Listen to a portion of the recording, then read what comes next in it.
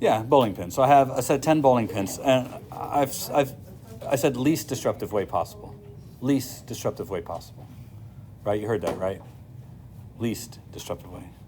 Maybe. The disrespect runs high. I put this line in the middle because doesn't that look like a point of symmetry?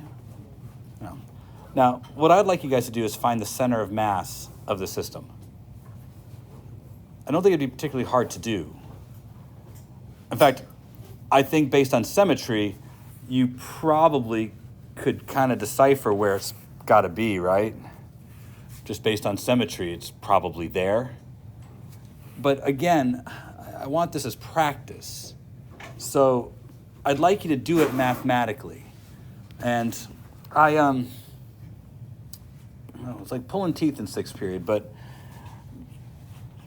I'm beginning to think that when I write something like this up there, that you really don't know what this is. Because I had weird questions earlier, like, does this always have to start at 1? And I kind of laughed because the idea of the summation is that you decide what the summation does. You're the one doing the summing. Now, if you're trying to add up the product of the location and the mass of all of your objects, yeah, you should probably start at the first object and add up whatever number of objects you have, right? Doesn't that seem like the right answer there? But when we did the meter stick, and I want you to use a summation. I want you to find where the center of mass of the system is. I'll give you a few parameters. Let's say each row is separated by a distance of x. And let's say that each pin has a mass of m.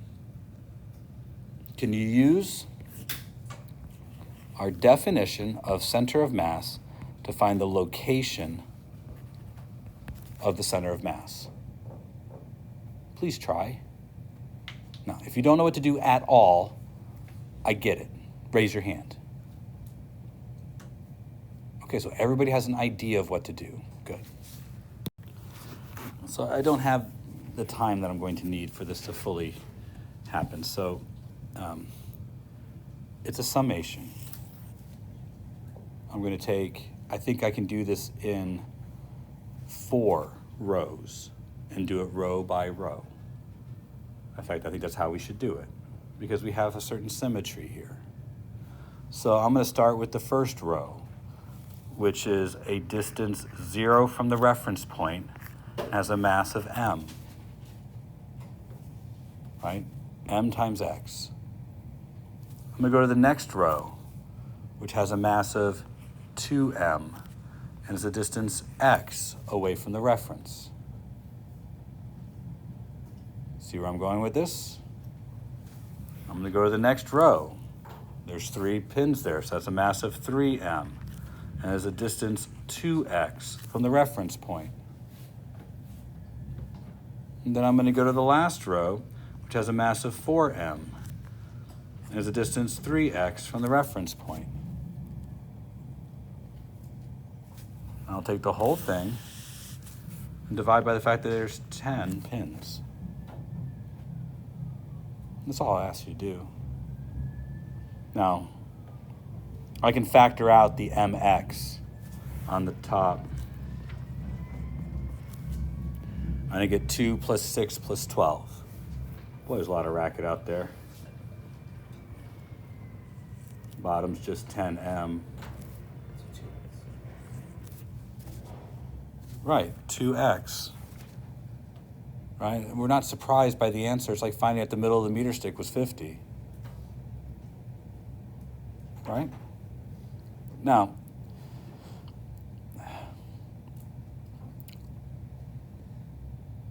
you guys, I looked around. I didn't see this on a lot of papers. So although you're all saying, oh yeah, now, but do you see what we did here? I hope so, because I'm going to expect that you can do this on your own. We'll find out. But it'll be stuff like this in your homework. Make sure you practice. There's something else I do need to bring up that I haven't said. And we did the Earth and Moon yesterday.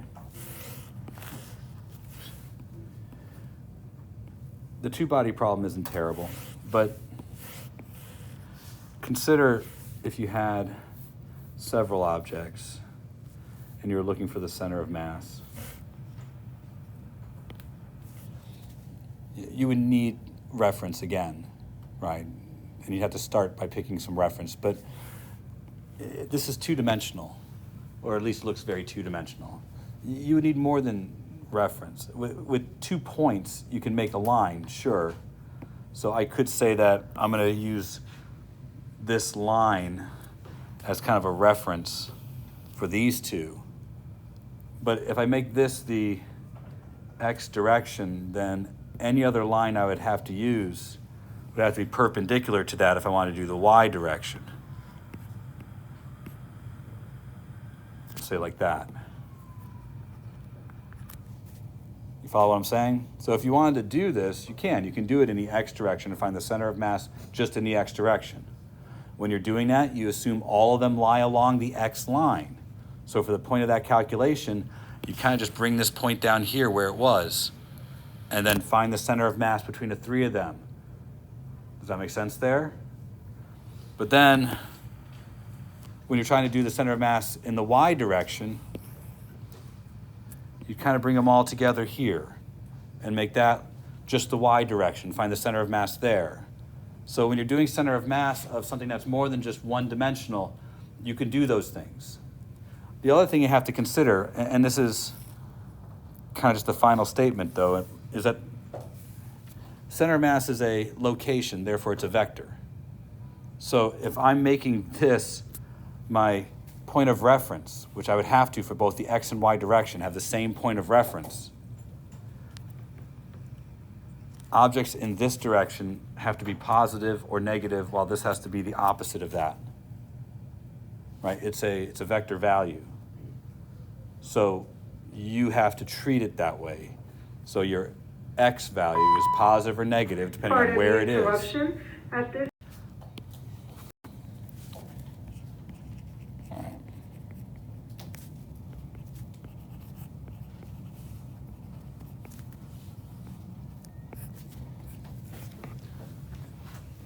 For as much time as I can get before things just all start deteriorating like always, I want to talk to you about the idea of impulse and momentum. We'll start with momentum, and the only reason I want to take this kind of a break, momentum is just a measurement. It's another kind of measurement. And we define it like this. I'm defining momentum as you see it here. It's just mass times velocity. But we use a lowercase p for it because I guess that's what we do. M was already used, so that's why it's like this. But there are some things here that I think bear at least a little bit of discussion before I go on. Momentum is a seminal quantity. It's a very valuable quantity in knowing things about an object. When it comes to studying things like systems, these two things, although look similar, are very different in what they can tell us about the state of a system and also what they mean. Energy didn't have any directional information. It's a scalar value. It couldn't tell us the direction that the object was moving. While momentum is a vector value. It takes the direction of the velocity.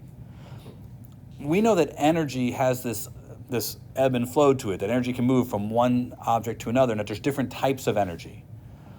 There are different types of momentum, but there's just two. There's momentum for objects that are traveling in a straight line, and momentum for objects that are spinning. So an object can have both kinds of momentum at once. You throw a baseball, it's spinning and moving in a straight line. It has both kinds of momentum at once. They're not the same and they're not linked together. Rotational momentum is its own thing, and linear momentum is its own thing. It's not like energy, where energy can go from one type of energy to another. An object can give some of its momentum to another object. That's what the topic of impulse will be about. But momentum is a measure of the inertia of an object while it's moving. It's different than energy. They tell us different things about the system. But again, momentum is a measure of the inertia of an object while it's moving. Now, The word inertia is already somewhat elusive for some of you, so let me make sure I say it in as simple words as possible. An object that has momentum has more inertia than an object that's at rest, which means that while an object is moving, it becomes more challenging to change its motion. So the more something's moving, the more inertia while moving it has, the more difficult it is to change that motion. That's what this is a measure of. So when we measure inertia, that was just mass, but this is inertia while moving. Now, I've been telling the same story all day, but before I get into it, let's hit the things that you need to know. The units of momentum are kilograms meters per second. There's no special name for this.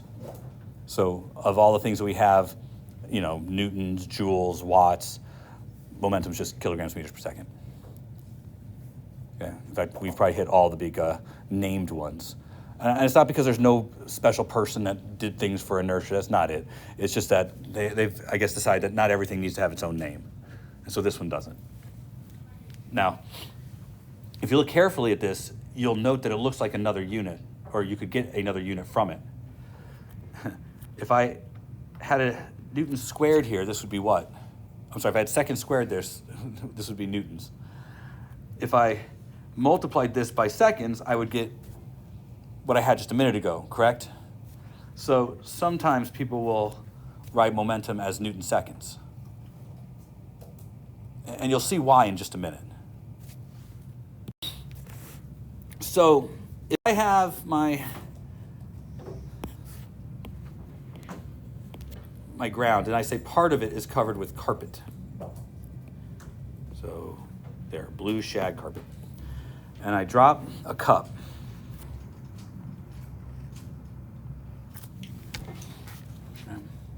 Whether the cup lands on the carpet or the tile, by the time the cup makes it to the ground, it will have the same speed whether it's over carpet or whether it's over tile, correct? You follow what I'm saying? So I want you to think about that for a minute. If we dropped it from the same height, it's going the same speed regardless of which side. Makes sense so far? Now, the reason I'm saying that and what I want you to think about is that the cup acquires momentum because it's being accelerated by gravity. So by the time it makes it to the floor, it has a certain amount of momentum. The floor is going to stop the cup, right? So there will be a change in momentum of the cup. In fact, I think we can all agree that the final momentum of the cup is going to be 0. And the initial momentum of the cup depends on how high I drop it. So what breaks the cup? Now, I'll be really clear. Things break because you apply too much force to them. That's why things break. So we're suggesting that the softness of the floor somehow has something to do with how much force it will apply. Is that a reasonable assumption to make? And there is. We have a name for this. We call this impulse. Impulse is how you change something's momentum. Clearly, impulse and work are going to be similar, right? In both cases, work can change something's velocity and impulse can change something's velocity. So impulse and work are similar. What we're seeing on this side is the effect of an impulse. The effect of an impulse is to change something's momentum.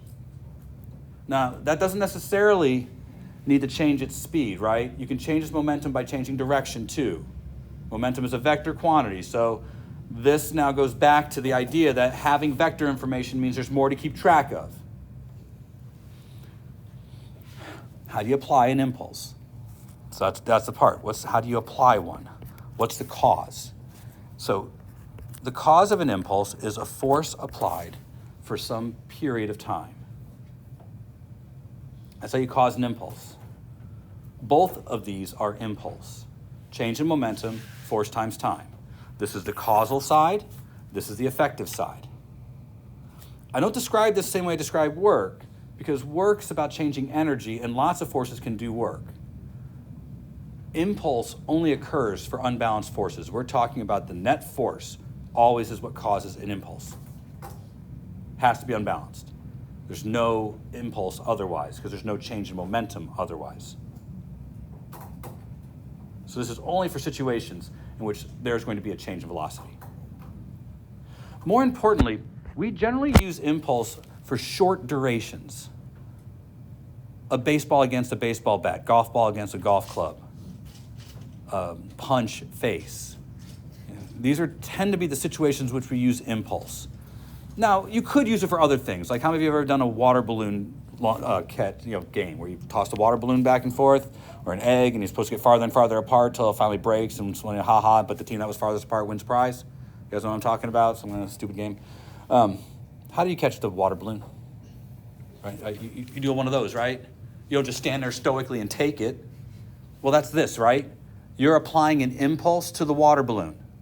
That's what you're doing. You're deciding how much force the water balloon will experience by increasing the length of time it takes to stop. Right? Seatbelt, airbag, dashboard, all determine how much time it takes to stop.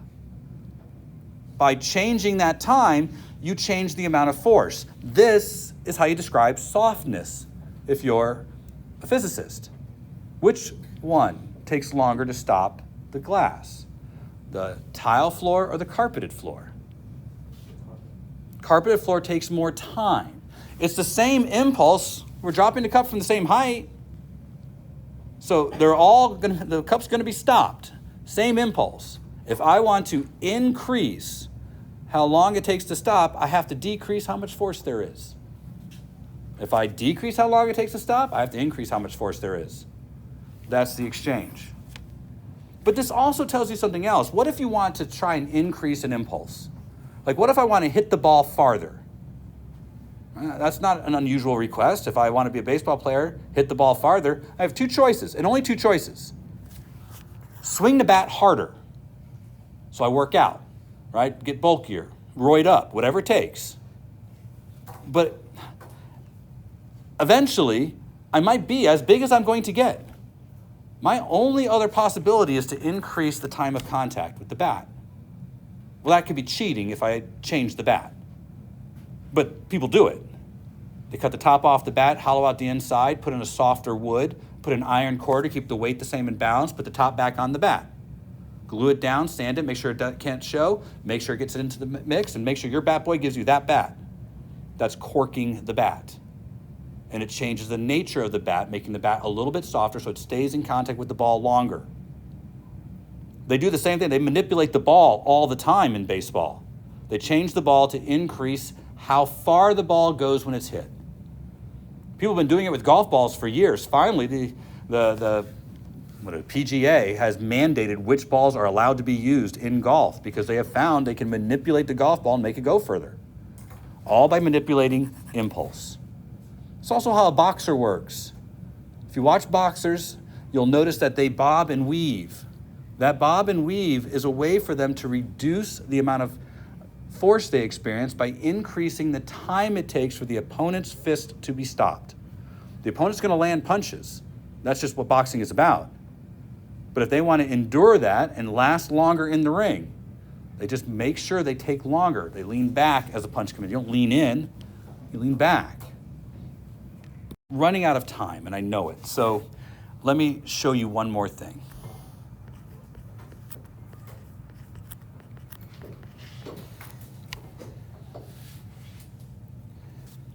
Impulse is change in momentum.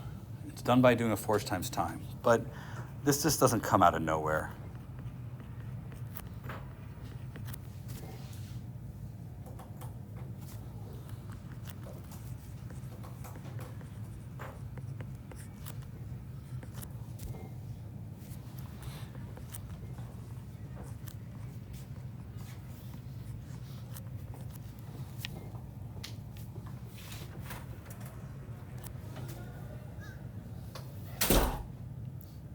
You see it, right?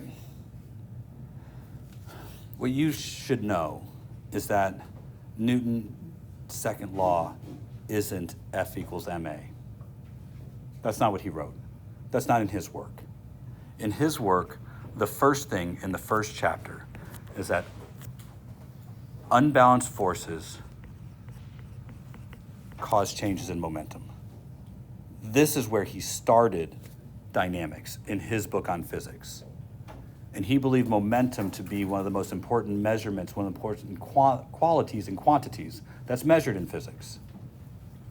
Now, the reason why we should probably consider this to be a better way of dealing with Newton's law is because it allows us to deal with problems that we never could have even fathomed before, like a rocket. You can't do this for a rocket. 95 to 97% of the mass of the rocket is used up in the first 15 minutes. We've been making mass a constant for all of these problems. That's seldom true. Masses change as you expel the gas that's required to make the rocket go. If you use this as your means of looking at how really you're supposed to apply Newton's second law, you find you have far more depth of quality of discussion. Now, we're not going to really change how we do things. We're still going to say net force equals ma for most of our stuff. But you can probably see that there's a little bit more power here. But it still stems from impulse. Also, for those of you who are in the right classes, I want you to realize that you can write this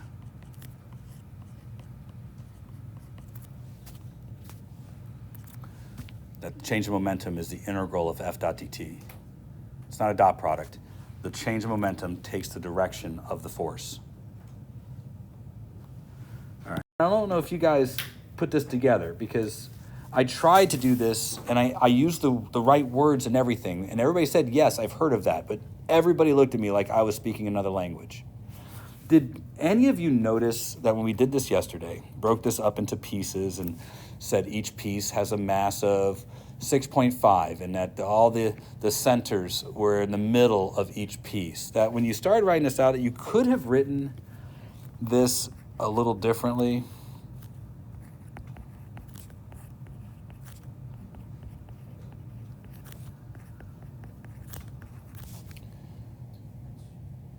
Isn't this what we did yesterday?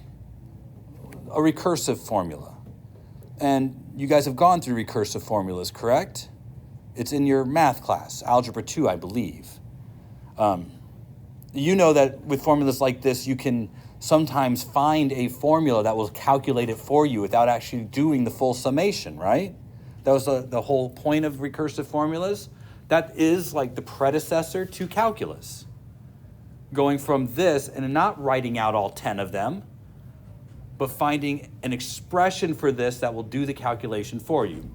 Probably involve factorials and stuff like that. Does that sound familiar at all?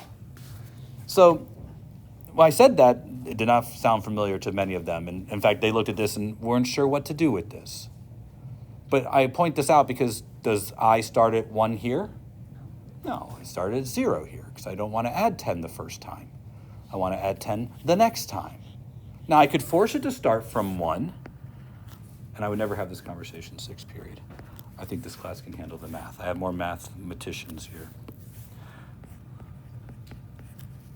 Right? I could force it to start at 1 if I wanted. I don't have to. You use the summation for your purpose.